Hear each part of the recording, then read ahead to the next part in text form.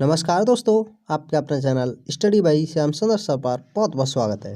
तो इस वीडियो में हम कवर करने जा रहे हैं बीए फर्स्ट सेमेस्टर में पढ़ रहे स्टूडेंट्स के लिए पॉलिटिकल साइंस के एग्जाम के लिए, जिसमें लघुत्तरीय प्रश्नों को कवर कराया जाएगा जो कि सभी यूनिट नंबर सेकंड से संबंधित होंगे। यूनिट नंबर फर्स्ट हम कंप्लीट करा चुके हैं। यदि आपने नहीं देखा है तो आप हमारे चैनल की प्लेलिस्ट में जाकर देख सकते हैं। तो यूनिट नंबर सेकंड के लघुत्तरीय प्रश्नों को आइए देखते हैं।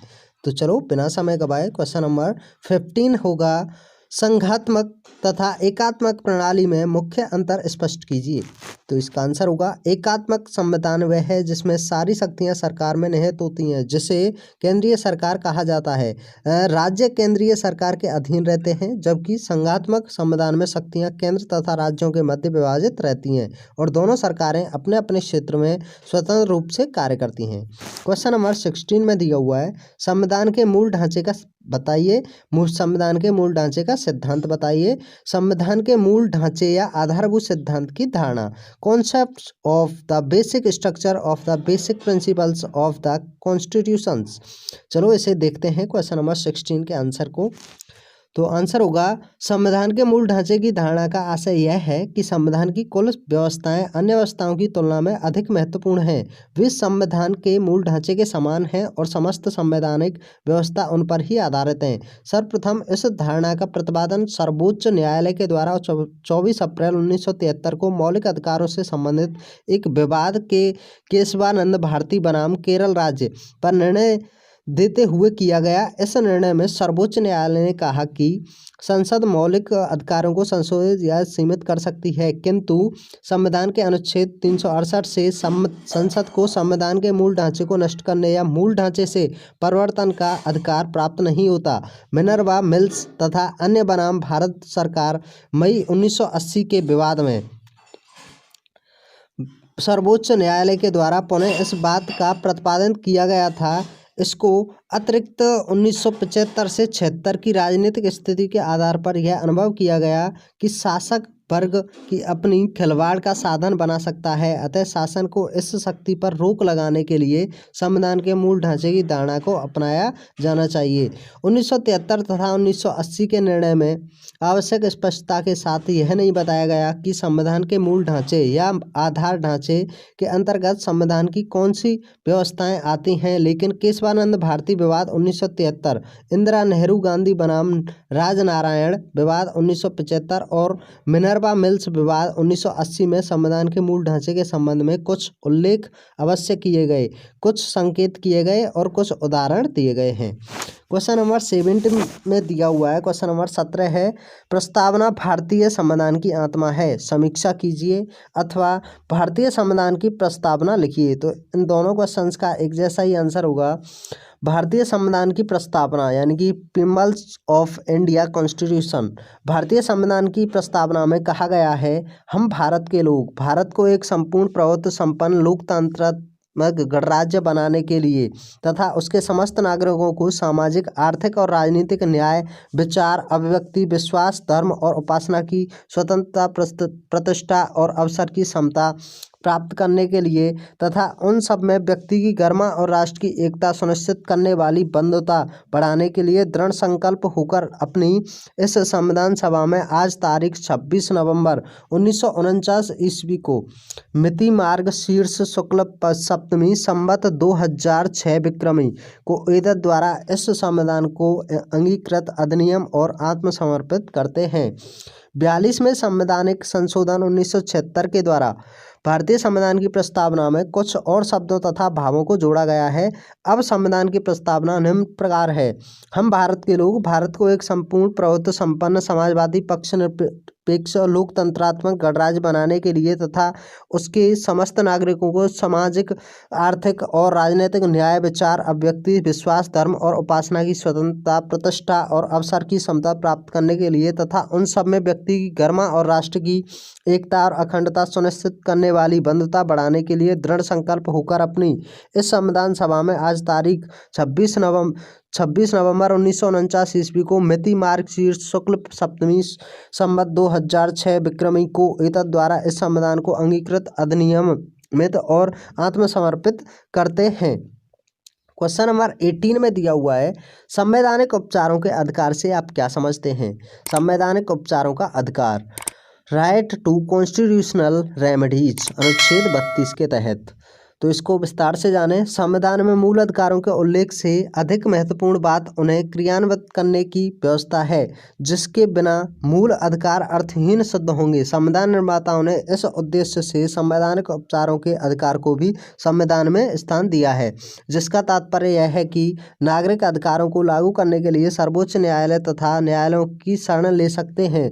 इन न्यायालयों के द्वारा व्यवस्थापका द्वारा निर्मित उन सभी कानूनों और कार्यपालिकाओं के कार्यों को अब अवैधानिक घोषित कर दिया जाएगा जो मौलिक अधिकारों के विरुद्ध हों। संवैधानिक उपचारों के अधिकारों की व्यवस्था के महत्व को दृष्टि से रखते हुए डॉक्टर अंबेडकर ने कहा था, यदि कोई मुझसे यह पूछे कि संविधान का वह कौन सा अनुच्छेद है जिसके बिना संविधान शून्य प्राय हो जाएगा, तो इस अनुच्छेद 32 को छोड़कर मैं और किसी अनुच्छेद की ओर संकेत नहीं कर सकता। यह तो संविधान का हृदय तथा आत्मा है। भूतपूर्व मुख्य न्यायाधीश गजेंद्र गडकर ने इसे भारतीय संविधान का सबसे प्रमुख लक्षण और संविधान द्वारा स्थापित प्रजातांत्रिक भवन की आधारशिला कहा है। सर्वोच्च न्यायालय और उच्च न्यायालयों के द्वारा नागरिकों के मौलिक अधिकारों की रक्षा के लिए निम्न 5 प्रकार के लेख जारी किए जा सकते हैं। नंबर 1, बंदी प्रत्यक्षीकरण। नंबर 2, परमादेश। नंबर 3, प्रतिषेध। नंबर 4, उत्प्रेषण। नंबर 5, अधिकार परीक्षा। क्वेश्चन नंबर 19 में दिया हुआ है, भारत का संविधान के दर्शन को संक्षेप में समझाइए।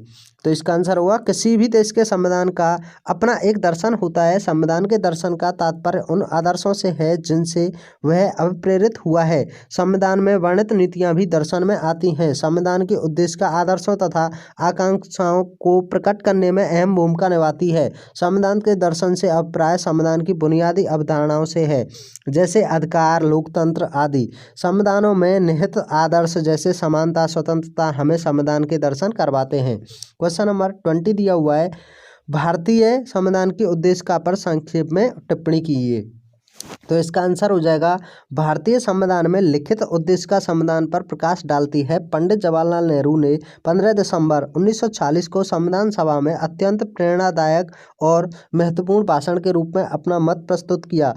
यही उद्देश्य प्रस्ताव भारत के संविधान की प्रस्तावना का आधार है। उद्देश्य का भारतीय संविधान की अंतरात्मा न्याय, समता, अधिकार और बंधुत्व के आशय से अभिसिंचित है। क्वेश्चन नंबर 21 में दिया हुआ है, भारतीय संविधान के उद्देश्य का में आदर्शों की संक्षेप में व्याख्या कीजिए। तो इसका आंसर हो जाएगा, स्वतंत्रता, समानता और बंधुत्व जिसे संविधान द्वारा भारतवासियों को प्रदान करने का प्रयास किया गया है। सामाजिक, आर्थिक और राजनीतिक न्याय का मुख्य लक्ष्य है। व्यक्तिगत हित और सामाजिक हित के मध्य सामंजस्य स्थापित करना ही इस न्याय का मुख्य उद्देश्य है। हमारे संविधान निर्माताओं के समक्ष भारत में एक कल्याणकारी राज्य की स्थापना का उद्देश्य था। यद्यपि संविधान की प्रस्तावना में इस शब्द का कहीं भी उल्लेख नहीं किया गया है, तथापि उसमें अंतर्निहित भावना में संविधान निर्माताओं का उद्देश्य स्पष्ट परिलक्षित होता है कि वे भारत में एक समाजवादी व्यवस्था की स्थापना चाहते हैं, जिसका उद्देश्य बहुजन हिताय, बहुजन सुखाय हो। जिन आदर्शों की ओर संविधान लक्ष्य करता है वे राज्य के नीति निर्देशक सिद्धांतों में स्पष्ट रूप से उल्लिखित हैं। इन सिद्धांतों के अनुसार कार्य करके ही एक कल्याणकारी राज्य की स्थापना की जा सकती है। उद्देश्य का में वितरण न्याय की धारणा निहित है। विधि के क्षेत्र में इसका तात्पर्य आर्थिक असमानता को दूर करना तथा असमानों में सद्व्यवहार के मामले में असमानता को दूर करना है। क्वेश्चन नंबर 22 में दिया हुआ है, भारतीय संविधान के दर्शन में समाजवाद की भूमिका पर संक्षेप में प्रकाश डालिए। तो इसका आंसर होगा, 42 में संविधान संशोधन अधिनियम 1976 के द्वारा समाजवाद शब्द का जोड़ा गया है। उद्देश्य का में प्रयुक्त आर्थिक न्याय पदावली में समाजवाद की उपधारणा अंतर्निहित है। संविधान निर्माताओं ने इस आर्थिक न्याय पदावली की कोई निश्चित परिभाषा नहीं दी है। देश में किस प्रकार की आर्थिक व्यवस्था की स्थापना की जाए, इसको सरकार बनाने वाले लोगों पर छोड़ दिया गया था। समाजवादी और लोकतांत्रिक दोनों प्रकार के ही संविधान में इस शब्द का खुलेआम प्रयोग किया गया है, किंतु इतना तो स्पष्ट है कि समाजवादी व्यवस्था में उत्पादन के मुख्य साधनों पर सरकार का नियंत्रण होता है। नियंत्रण की मात्रा कितनी अधिक या कितनी कम है, इस आधार पर समाजवाद के वास्तविक स्वरूप का अवधारणा किया जाता है। भारतीय संविधान ने इस दिशा में एक बीच का मार्ग अपनाया है, जिसे मिश्रित अर्थव्यवस्था कहते हैं। क्वेश्चन नंबर 23 दिया हुआ है, नागरिकता के संबंध में एंथनी गिडेंस का दृष्टिकोण संक्षेप में समझाइए। तो इसका आंसर होगा, नागरिकता के संबंध में एंथनी गिडेंस का दृष्टिकोण नागरिकता संबंधी मार्क्सवादी अवधारणा से मेल खाता है। उनके अनुसार नागरिकता की अवधारणा रेखीय विकास का परिणाम नहीं है, बल्कि वर्गीय संघर्ष का परिणाम है। एंथनी ने यहाँ तक कह दिया कि व्यवस्था में सकारात्मक परिवर्तन कभी भी स्वतः नहीं होता, उसके लिए संघर्ष करना है। क्वेश्चन नंबर 24 में दिया हुआ है, टी.एच. मार्शल का नागरिकता संबंधी दृष्टिकोण का संक्षेप में लिखिए। तो इसका आंसर हो जाएगा, टी.एच. मार्शल ने अपनी पुस्तक सिटीजनशिप एंड सोशल क्लास में कहा कि नागरिकता एक ऐसी स्थिति की खोज है जिसमें व्यक्ति को ऐसा अनुभव हो कि उसे अन्य व्यक्तियों की समान दर्जा प्राप्त है और अन्य के समान अधिकारों का उपभोग कर सकता है। मार्शल का विचार है कि अधिकार व्यक्ति को धीरे धीरे मिलता है, चूँकि अधिकार से ही नागरिकता की अवधारणा जुड़ी हुई है, इसलिए इनमें से उसके मतानुसार रेखीय विकास का सिद्धांत लागू है। मार्शल के अधिकांश को 3 वर्गों में विभाजित किया गया है, नागरिक अधिकार, सामाजिक अधिकार और राजनीतिक अधिकार। व्यक्ति को सबसे पहले नागरिक अधिकार मिले और इस अधिकार के अनुसार व्यक्ति ने भाषण, स्वयं की मर्जी से जीने का अधिकार पाया। पुनः नागरिक को सामाजिक अधिकार मिला और इस अधिकार के अनुसार व्यक्ति सामाजिक हित को ध्यान में रखते हुए बिना किसी हस्तक्षेप के अपना जीवन व्यतीत कर सकता है। बाद में उसे राजनीतिक अधिकार मिला, जिसमें वह बिना किसी भेदभाव के राजनीतिक व्यवस्था में भागीदारी मिली। क्वेश्चन नंबर नेक्स्ट दिया हुआ है 25 है, 1955 के नागरिकता अधिनियम के द्वारा किसी नागरिकता को नागरिकता से वंचित किस प्रकार किया जा सकता है। तो इसका आंसर होगा, नागरिकता अधिनियम 1955 की धारा 10 के अनुसार कोई भारतीय नागरिक जो देशीयकरण के द्वारा या संविधान के अनुच्छेद 5 के आधार पर या रजिस्ट्रीकरण द्वारा जो संविधान के अनुच्छेद 6 खा पापा के अधीन के रजिस्ट्रीकरण से भिन्न है, भारत सरकार का नागरिक नहीं है, यदि उसे धारा के अधीन केंद्रीय सरकार के आदेश द्वारा नागरिकता से वंचित कर दिया जाता है। क्वेश्चन नंबर 26 में दिया हुआ है, नागरिकता के संबंध में एंथनी गिडेंस के दृष्टिकोण पर संक्षेप में प्रकाश डालिए। तो इसका आंसर होगा, एंथनी गिडेंस का नागरिकता के संबंध में दृष्टिकोण मार्क्सवादी अवधारणा से मेल खाता है।